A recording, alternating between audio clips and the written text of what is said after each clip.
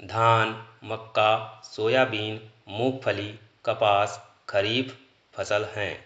गेहूँ, चना, मटर, अलसी, सरसों रबी फसल हैं। दाने को भूसे से अलग करना थ्रेसिंग कहलाता है। शहद जंतुओं द्वारा प्राप्त खाद्य पदार्थ है।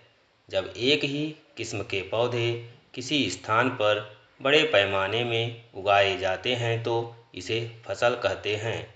कपास एवं जूट रेशेदार फसल हैं। घास, बथुआ, चौलाई, गेहूं का मामा खरपतवार के उदाहरण हैं। जायद फसल ग्रीष्म ऋतु में लगाई जाने वाली फसल है। हरे पौधे शैवाल, साइनोबैक्टीरिया, लाइकेन, यूग्लिना और प्लवक स्वपोषी के उदाहरण हैं। फसल से अनाज को अलग करने की प्रक्रिया को ओसाई कहते हैं। मिट्टी को उलटने, पलटने एवं पोला करने की प्रक्रिया जुताई कहलाती है। यूरिया में नाइट्रोजन की अधिकता होती है।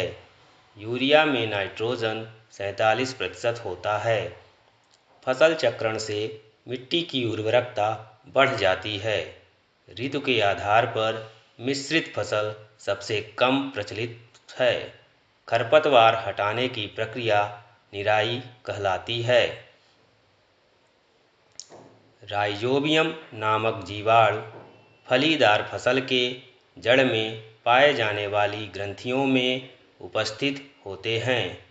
हल में लगी हुई तिकोनी पत्ती को फार कहते हैं।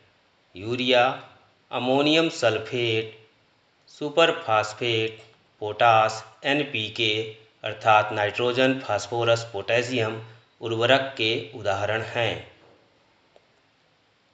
निश्चित अंतराल में खेत में जल देना सिंचाई कहलाता है।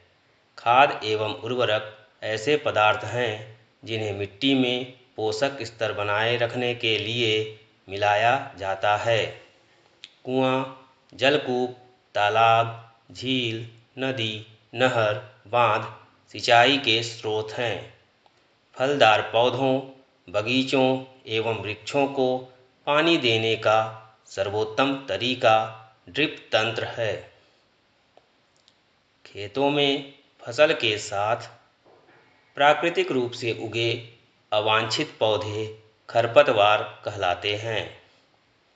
फसल कटाई के लिए हार्वेस्टर मशीन का उपयोग करते हैं। छोटे खेत वाले किसान अनाज के दानों को फटक कर अर्थात विनोइंग कर अलग करते हैं। बीजों का बड़े पैमाने पर भंडारण साइलो और भंडार गृहों में होता है। बड़े पैमाने पर पालतू पशुओं को उचित भोजन, आवास एवं उनकी देखभाल की व्यवस्था करना पशुपालन कहलाता है। वीडियो को लाइक, शेयर और चैनल को सब्सक्राइब अवश्य करें। धन्यवाद।